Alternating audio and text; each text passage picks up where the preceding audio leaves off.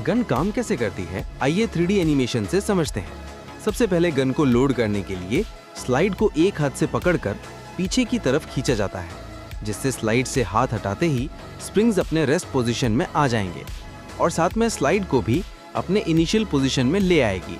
Slide अपने initial position में आते हुए कार्टेज को भी बैरल में धकेलता हुआ आएगा और ट्रिगर को दबाते ही हैमर फ्री होकर फायरिंग पिन से टकराएगा, जिससे कि ये ब्लास्ट होगा और इससे निकलने वाली गैसेस बुलेट को करीबन 1000 फीट पर सेकंड की स्पीड से बाहर धकेल देंगे।